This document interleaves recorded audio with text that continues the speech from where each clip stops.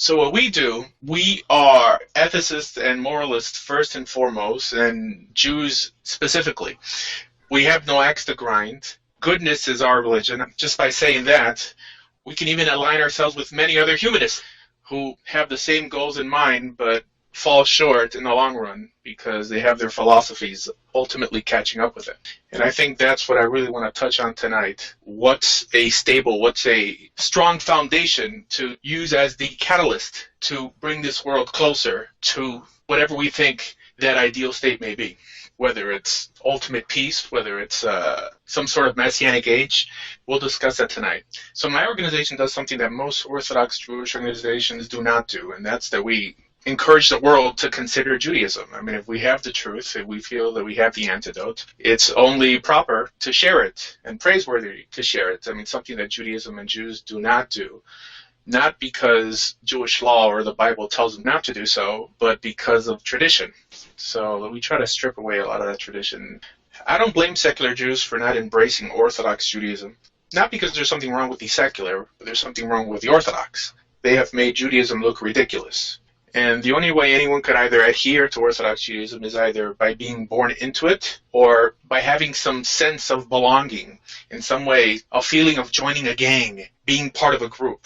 But not because they're trying to fill some altruistic urge that's itching inside, which is, I think, one of the main reasons people become Christian, and also one of the main reasons people become Muslim, because they hear some great ideas and they're thinking like, hey, it's my job to try to institute this messianic age or this caliphate for the good of the world. Orthodox Judaism does not offer that.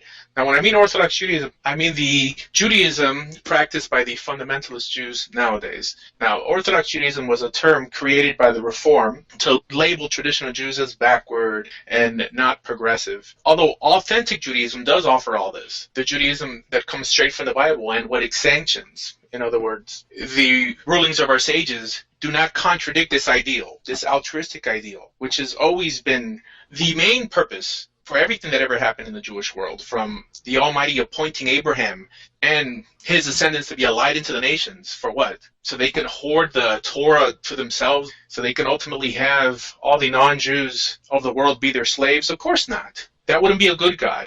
That wouldn't be a God that I would want to worship. And that's not a God that I encourage anyone to worship. I teach that the Almighty loves everybody. And I think that He wants us to love Him not because He's God, but because He's good. So tonight I want to demonstrate how our God, the Almighty, is first and foremost a good God. And then secondary, all these other titles, omnipotent, omnipresent, all these things are secondary. What matters is what works. And living a religious lifestyle, according to the instructions laid down to us in the Torah, is what works. It's been the only book that's been able to civilize humanity. Of course, it's very simple for an atheist or a humanist nowadays to also claim to be ethical and moral without adhering to the Torah. Why? Because they're standing on the shoulders of giants. It's easy for them to claim to be moral when their great-grandparents were either Muslim or Christian or Jewish themselves. Right. So let's talk about that for a second. Let's talk now. For those who don't know, Dordea is, and excuse the term, basically Rambamist or Mishneh Torah Judaism. It's Judaism based off of the codification from Hazal, compiled together under the nom de plume, under the hand of Rambam, Moses Maimonides.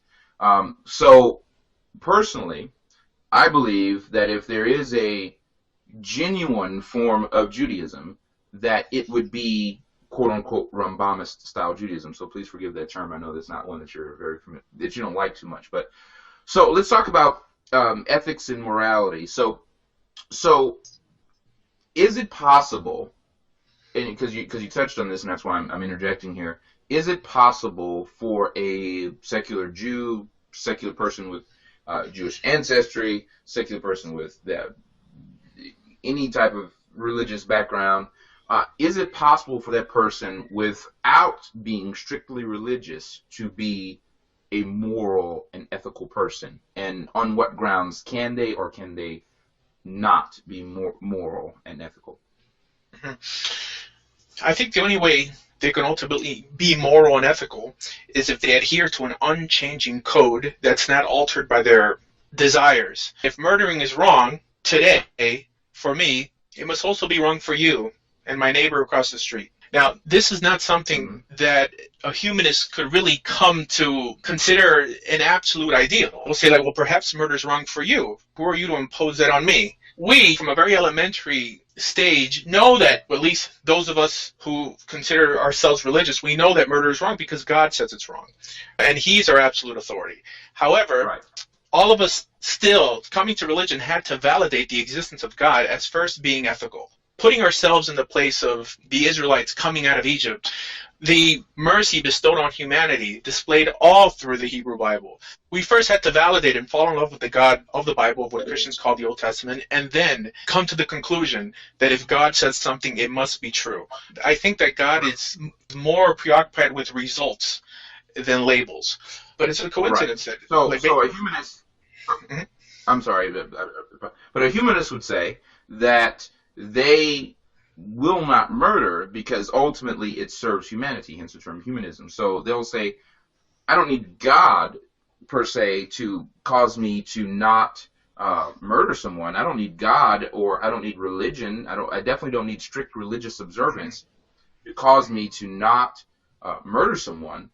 It's intrinsic within me. It's innate. I mean, I just simply shouldn't murder because it's not my place. And regardless of, now we're not talking about moral relativism. We're talking about murder. I mean, in particular, which was one of the Ten Commandments. So the secular humanist would go, okay, so I understand your point. I hear your argument that God is good and God says not to murder. So I'm not going to murder, not because God says not to murder, but because I know within my heart of hearts, as an intelligent and rational human being, that it's wrong to inflict pain and harm and hurt and so forth onto my fellow human being. What would you say to that? He could only speak from a personal perspective. He can't say that I'm saying this as some sort of absolute truth, because the other humanists will say, well, are you now making yourself God? Or are you now making your ideals God? And that's the difference between adhering to a code and adhering to a bunch of personal opinions that the guy across the street, who may also claim to be a humanist, may not adhere to. So only because you say it's wrong to murder really puts it in a very subjective area. You can't run a society like that. While if you have a society that believes it's wrong to murder because the God that created everything said it's wrong to murder, is the only way things could function correctly. So yes, if you would come out with Zach's little red book and put that murder is wrong, then perhaps society could function ethically, but right at that moment you'd elevate yourself to the status of God. Right. I'm talking about... So then, well, I was going to say, so then the question becomes, the follow-up question becomes, well, okay, so I know you're talking about murder. Now, you and I both know from